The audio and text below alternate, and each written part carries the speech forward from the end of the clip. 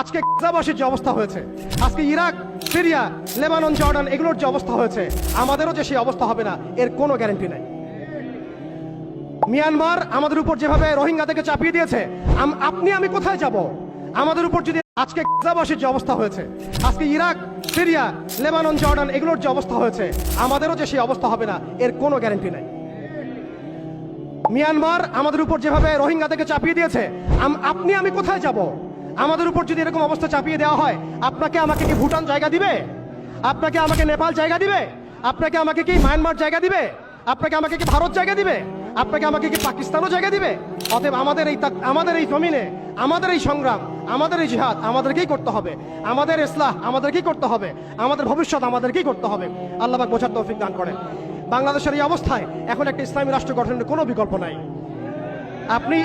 আপনি আমি চাইলে লক্ষ কোটি মুসলমানকে সেখানে চাপ প্রয়োগ করে পাঠাতে পারতাম যদি আমাদের ইসলামিক রাষ্ট্র থাকতো। আমাদের যদি একটা ইসলামী রাষ্ট্র থাকতো, তাহলে ওরা যেভাবে ইউনাইটেড নেশনস গঠন করেছে, এইভাবে আমরাও ইউনাইটেড মুসলিম নেশন গঠন করতে পারতাম। আমরা সেটা পারছি না।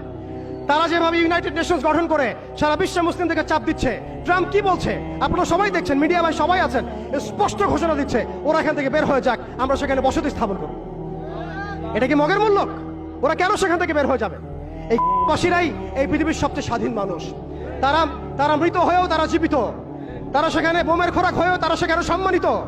ইতিহাস তাদেরকে সম্মানের সাথে স্মরণ রাখবে ইনশাল্লাহ, এবং জান্নাত এইসব শহীদ ভাইদেরকে দিয়ে ভরে যাবে ইনশাল্লাহ। হতভাগত আমরা দাসত্বের মধ্যে পড়েছি, মুনাফিকের মধ্যে পড়েছি, আমরা কিছু করতে পারছি না। দুঃখ তো আমাদের, দুর্দশা আমাদের। আমরা কালকে আমাদের মাঠে আল্লাহর সামনে কি জবাব দিব এর ঠিক ঠিকানা আমাদের নাই। এই জন্য আমি শুরুতে বলেছিলাম, ক্ষতির মধ্যে আমরা আছি, তারা নাই। আমরা যে পরিমাণ ক্ষতির মধ্যে আছি সেই পরিমাণ ক্ষতিতে তারা নাই। তারা হাসতে হাসতে জান্নাতে চলে যাচ্ছে ইনশাআল্লাহ, এবং এরপরে তাদের বিজয় আসবে ইনশাআল্লাহ আযজা ওয়া জাল। অতএব একটা ইসলামিক রাষ্ট্রের দিকে আমাদেরকে যেতে হবে, ইউনাইটেড মুসলিম নেশন গঠন করতে হবে। ন্যাটোর বিকল্প চাই আমাদের, ন্যাটোর বিকল্প বাহিনী গঠন করতে হবে আমাদেরকে IMF এর এগেইনস্টে আমাদের ব্যাংকিং সিস্টেম তৈরি করতে হবে, ওদের ওয়ার্ল্ড ব্যাংকের এগেইনস্টে ওয়ার্ল্ড মুসলিম ব্যাংক তৈরি করতে হবে, ওদের প্রযুক্তিগুলোর বিরুদ্ধে আমাদেরকে প্রযুক্তি তৈরি করতে হবে, ওদের মিডিয়ার এগেইনস্টে আমাদের এই ভাইদেরকে মিডিয়ার মধ্যে ঝাঁপিয়ে পড়তে হবে। আপনারা সবাই সব মিডিয়াগুলোকে ইসলামী মিডিয়া বানায় ফেলেন। ওরা আপনাদেরকে জুজুর ভয় দেখায়, সত্য থেকে পিছিয়ে ফেলে। আপনাদেরকে ভয় করবেন না, আল্লাহকে ভয় করেন। ওয়ালা তাখাফুহুম ইত্তাকুল্লাহ, আল্লাহকে ভয় করেন, তাদেরকে ভয় করবেন।